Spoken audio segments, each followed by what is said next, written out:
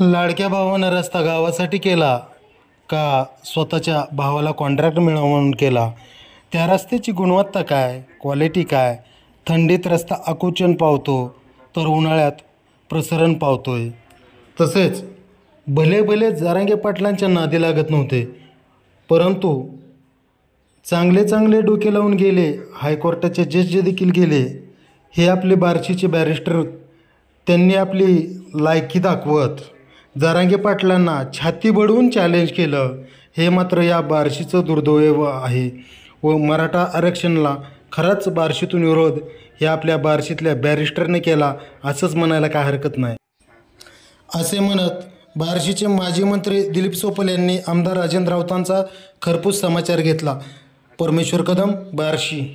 उमेश डोके साहेब, दत्ता देसाई, सरपंच साहेब, जास्त परिचय आमच्या दोघांचा घसत नाही. आणि उपस्थित गावातील वडीलधारी मंडळी, तरुण सहकारी मित्र, सभा ऐकणाऱ्या माझ्या माय भगिनींनो, बापू, विजय बापू कडक स्वभावाचा माणूस, पूर्वीपासूनची आमची मैत्री, पण राजकारणात मात्र आमचं कधी लवकर पटलं नाही. बरोबर आहे का? म्हणजे ते दिवार मधली स्टोरी होती ना, जत्रेत हरवलेले दोन भाऊ, असं काहीतरी नेहमीची सलीम जावेद स्टोरी. जत्रेत हरवलेले भाऊ मोठे होऊन भेटले, तसं अनेक वर्षे एकमेकाला विरोध करून आज आम्ही ओमराजाच्या निवडणुकीपासून एकत्र आलो. आम्ही कधी एकमेकाचा द्वेष किंवा खालच्या पातळीवर जाऊन कधी एकमेकावर टीका केली नाही. राजकारणाला एक वेगळा आयाम होता. पूर्वी एक वेगळी बैठक होती. ती बैठक या महाराष्ट्रामध्ये म्हणण्यापेक्षा देशामध्ये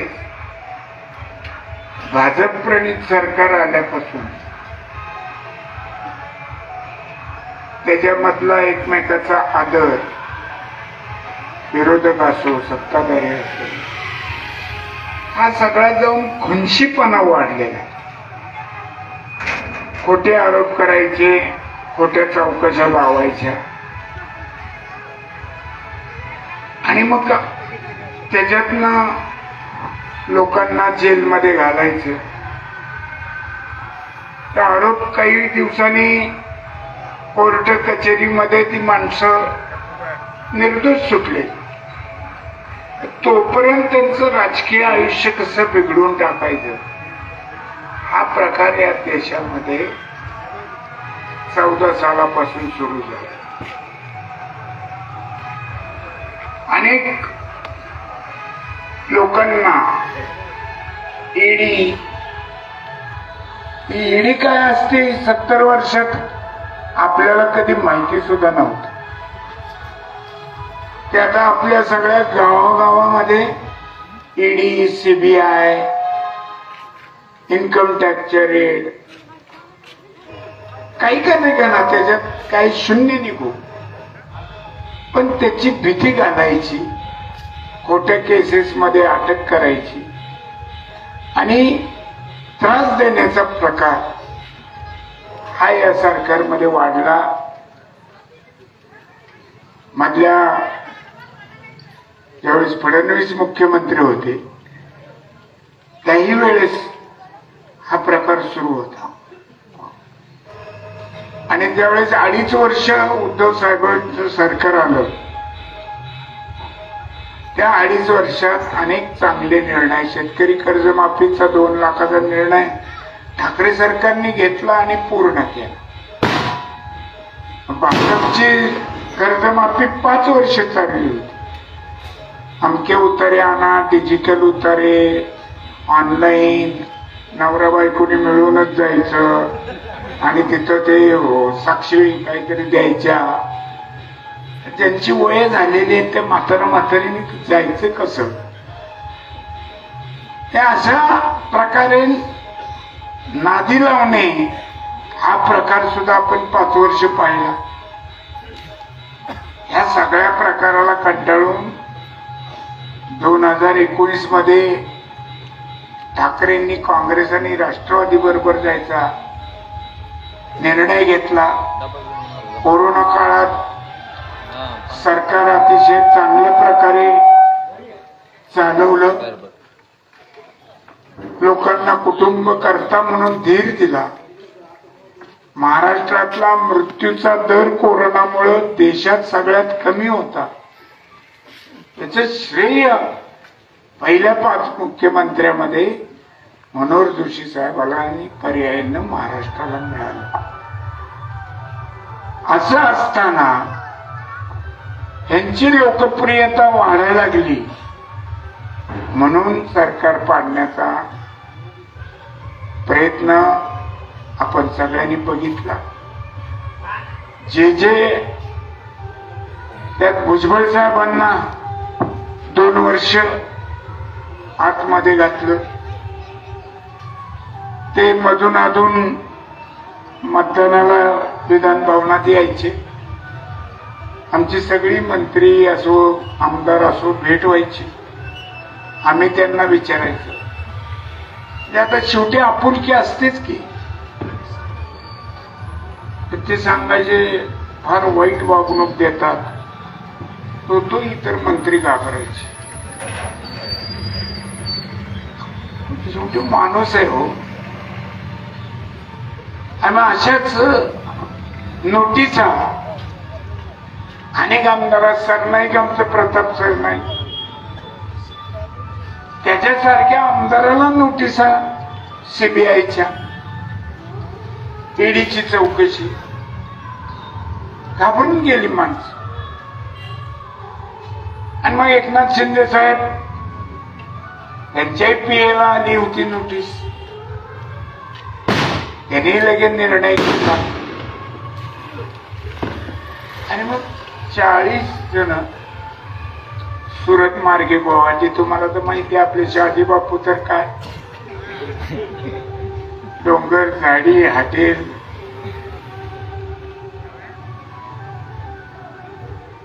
तसाच प्रकार भ्रष्टाचाराचा आरोप 70,000 कोटीचा केला अजितदादा. बापू त्याच्यात काही तथ्य नाही. 70,000 कोटीच्या कामात 70,000 कोटी कशी मिळतील?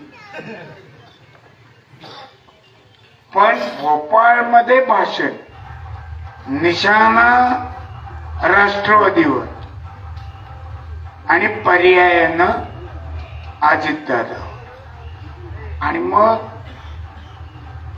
हे भुजबळ साहेबाचं प्रकरण बघितल्यापासून सरळ सरळ असं माणसाला मंत्रिमंडळात बसतो का जेलमध्ये बसतो एवढंच विचारायचं का?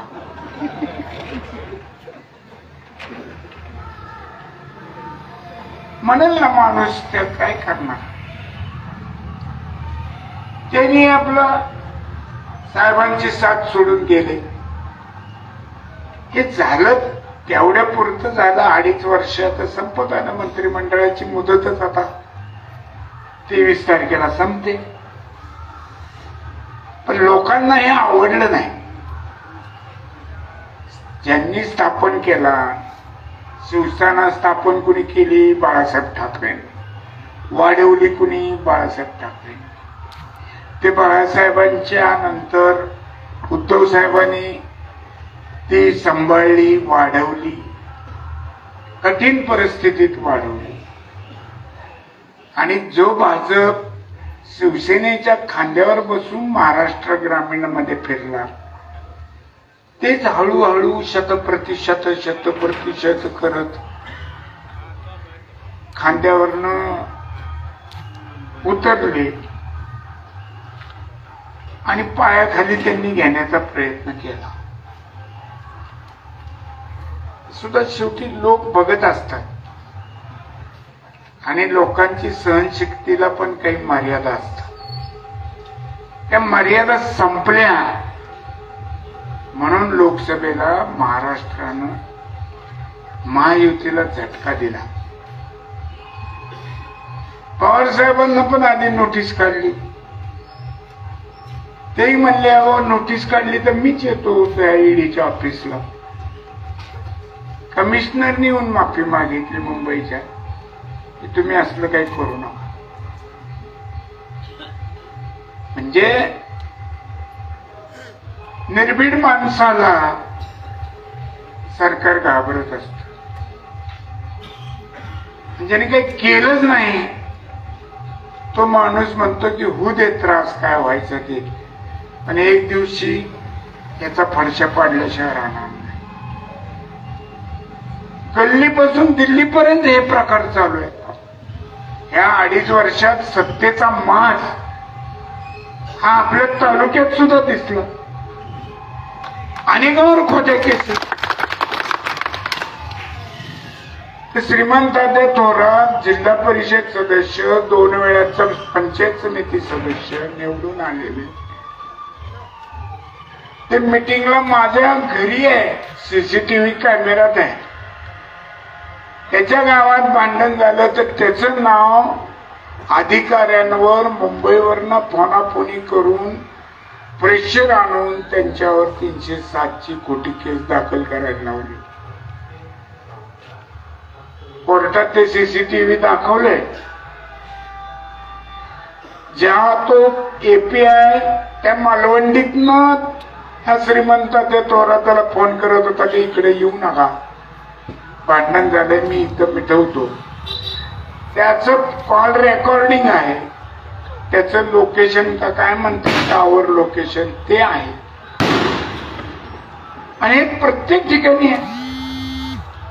जरांगे पाटलांचा स्टेटस ठेवला, काहीतरी मेसेजचा स्टेटस काहीतरी म्हणतात तसा ठेवला, म्हणून कोरपळ्याच्या शंकर पाटलाला बार्शीमध्ये रात्री 11:30-12च्या दरम्यान बोलून नेऊन मारहाण केली आणि सांगितलं की तू जर कंप्लेंट दिली तर तुझे 2 भाऊ नोकरीला आहे, आमच्यातला कोणीतरी असं फाडून घेईल आणि तुझे सगळं घरदार 307 मध्ये आम्ही अडकू. कुठलं राजकारण? तुम्ही विचारानं करा ना, खऱ्याने वागा. असा जुलमी प्रकार एक ना एक दिवस तुम्ही खांदलेला खड्डा हा तुमच्यासाठीच आहे हेही लक्षात घ्या. आपण लोकांसाठी खड्डे काढतो ते एक दिवशी आपल्यालाही तो खड्डा येतोच. आणि परत जाऊन त्याच्या घरी त्याच्या आई वडिलाच्या त्याच्या पाया पडून माफी मागतो.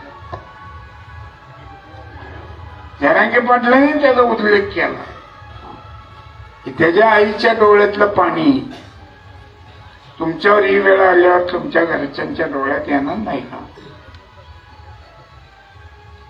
चांगले चांगले डोके लावून गेले जरांगे पाटलांना. हायकोर्ट जज होते, IAS ऑफिसर होते, आणि हे बार्शीचे बॅरिस्टर उगाचच मध्यस्थी करायला लागले. आपली कुवत काय, पुढची व्यक्ती काय, ती कोणासाठी आंदोलन करते, ती काय मॅनेज होणारी व्यक्ती आहे का? समाजासाठी. म्हणजे पूर्वी आपण स्वातंत्र्यपूर्व काळात शहीद झालेले लोकांची जी मनोवृत्ती आपण पाहिलेली आहे, भगतसिंग, राजगुरू, त्या कॅटेगरीतलं व्यक्तिमत्व आहे जरांगे पाटील.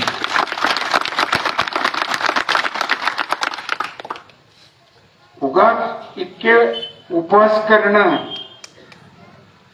आणि टिकून राहणं, आणि ते का तर मी ज्या समाजात जन्मलोय त्याला न्याय मिळावा. त्यांच्याबरोबर चर्चा करताना त्या लेवलनी चर्चा झाली पाहिजे. आणि त्यांच्या पुढे शब्द देताना आपली कोद बघून शब्द दिला पाहिजे. ते न करता जस काय मंत्रिमंडळाने ठराव करून यांनाच अधिकार दिलाय या पद्धतीत सांगायला लागले की मी त्यांच्या सह्या आणतो, तुम्ही त्यांच्या आणा. ते म्हणले आमचं काम आहे काय, ह्याच्या सह्या आणा त्याच्या सह्या आणा. आपण ऐकलं असेल ह्याच्यावर. ज्याच्या हाती सत्ता आहे त्याने हा प्रश्न सोडवायचा. हे साधं गणित आहे. विरोधकाच्या सह्या आणा, अमक्याच्या सह्या आणा. विरोधात काय 1-2 पक्ष आहेत का, 12 पक्ष आहेत. त्यांनी सांगितलं आपल्या बार्शीच्या विद्वानांनी इथं तर घोडं फेंड खात आहे. ते म्हणले घोड्याला दाना द्या. मग मोठाले शब्द देऊन परत मी आजारीच आहे, मला अमकत डायरिया झालाय. त्यांनी त्यांच्या भाषेत सुनावलं. ह्यांनी लगे बार्शीतल्या एखाद्या विरोधकाला बोलल्यासारखं छाताड बडू बडू बडू बडू बडू बडू पत्रकार परिषद घेतली आणि वाटेल त्या पद्धतीनं जरांगे पाटलावर. आणि मग नंतर कळलं की आपण काय बोललो म्हणून परत 10-12 दिवस ते ठिय्या आंदोलन 10 ते 5 बस काय सरकारी नोकरी आहे. जून खाऊन आंदोलन 10 ते 5. का तर विधानसभेचं अधिवेशन घ्या. विधानसभेचं अधिवेशन घेण्यासाठी मंत्रिमंडळाने ठराव करून राज्यपालाला विनंती करावी लागते, विषय द्यावा लागतो विशेष अधिवेशन घ्यायला. त्यांचं शिष्टमंडळ गेलं मुख्यमंत्र्याकडे की ते राजाभाऊंची मागणी विशेष अधिवेशन घ्या. त्यांनी म्हणले झालाय तो विषय मागच व्हा बाजूला.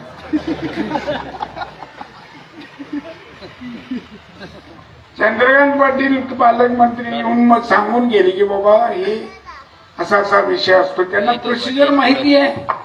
ते पदवीधर मतदारसंघातून निवडून आलेले, पुण्यातल्या कोथरूड सारख्या भागातून बुद्धिवंतांच्या निवडून आलेले. त्यांनी यांना सांगितलं त्याच वेळेस आपला आब राखून सोडावं उपोषण.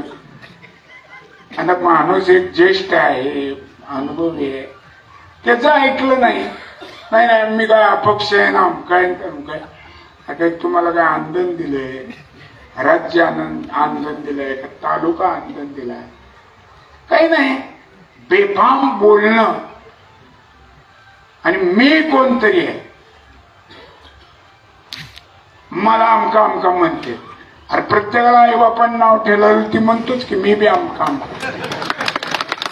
असं काय विशेष काय शिंग फुटले का शेपूट फुटले. म्हणजे दमदाटीचीच भाषा आहे. मला आमका म्हणते.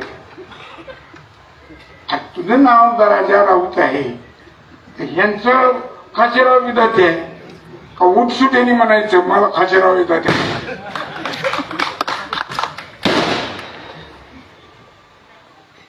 ही प्रवृत्ती आहे. ह्याच्यातून मास दिसतो पैशाचा आणि सत्तेचा. मी 30 वर्ष तुम्ही मला संधी दिल्यामुळे आमदार होतो. 30 वर्षात मी कधी सत्तेचा माज केला नाही, पैशाचा माज यायचा तर संबंध नाही, कारण कुणाला वरबडलंच नाही. एकाच्याही नाही पैशात मी नाही. आणि त्याच्यामुळं सत्ता ही यशवंतरावजी चव्हाण साहेबांचं वाक्य सांगतो की सत्ता ही राजसपणानं राबवायची असते, रागीटपणानं नव्हे, राजसपणानं. म्हणजे त्याला काहीतरी डिग्निटी म्हणजे काहीतरी सभ्यता त्याच्यात असली पाहिजे. आज तुम्हाला जुना किस्सा सांगतो की यशवंतराव चव्हाणांवर अत्रेंनी निपुत्रिक म्हणून आरोप केले चव्हाण साहेबांवर. आणि त्यावेळेस चव्हाण साहेबाच्या सहकार्याने त्यांना जाऊन सांगितलं की चव्हाण साहेबाची मंडळी गरोदर असताना तिला अटक झाल्यावर त्या ब्रिटिश पोलिसांनी तिला लाथा मारल्या, त्याच्यात त्यांचा गर्भपात झाला आणि डॉक्टरांनी सांगितलं की या लाथा मारण्यामुळे यांना पुढे कधीही मूल होऊ शकत नाही. अत्रेने अग्रलेख लिहून स्वतःच्या हस्ताक्षरात एकदा लिहून तो छापला आणि माफी मागितली की माझं काय चुकलंय. ही महाराष्ट्राची संस्कृती आहे. इथं बूट सूट कुणी कुणाला काही बोलायला लागले. काही जण तर टीव्हीवर असं कर्कशपणे भाषणात सुद्धा असे बघितली. पूर्वी कशी विचारपूर्वक विनोद असायचं, त्याच्यात उपदेश असायचा, टीका पण असायची. आता फक्त शिव्या द्यायचंच राहिलं. ही आपली संस्कृती नाही. काम केली, काय केलं.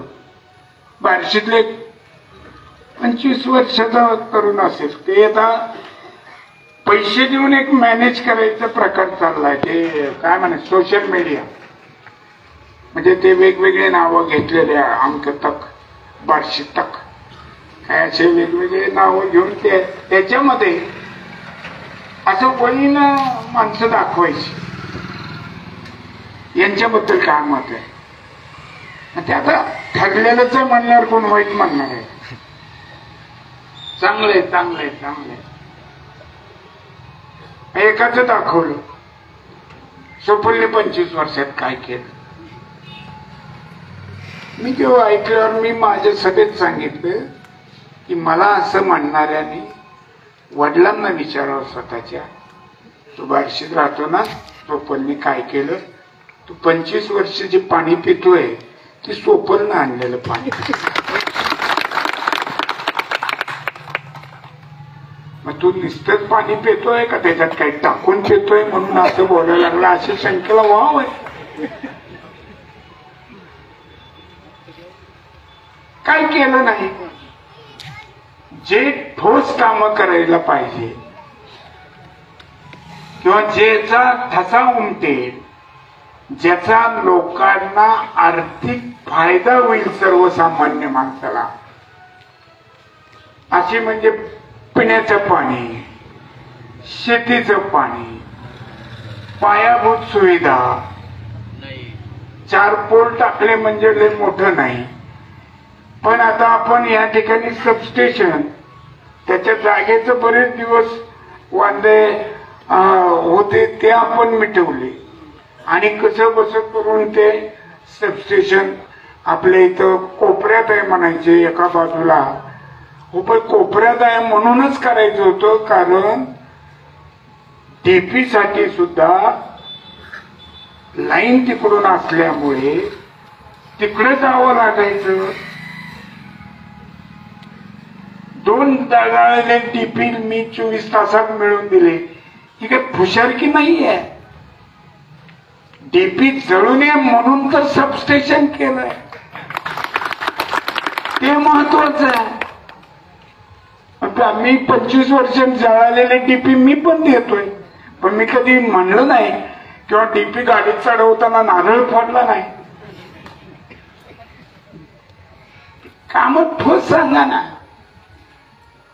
असं आपण कुठल्या कार्यक्रमाला गेलतो त्यावेळेस ते सगळ्यांनी मिळून सांगितलं लवकर भरतंय आपलं तळ आणि पाणी वाहून जातंय, पलीकडे एक पाझर तलाव आहे त्याच्यात पाणी जात नाही म्हणून आपले, मला वाटतं आमचे काळे होते शिवाजीराव, आणि त्या दिवशी डेप्युटी इंजिनियर पण आलते.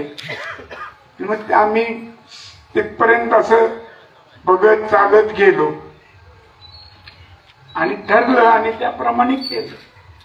हे जसं केलं मी तुमच्या सूचनेवरनं, तसं ममदापूर तळ्यात सुद्धा लवकर सांडवा सुटतो, पण गोरमाळे तळाचं सुटत नाही.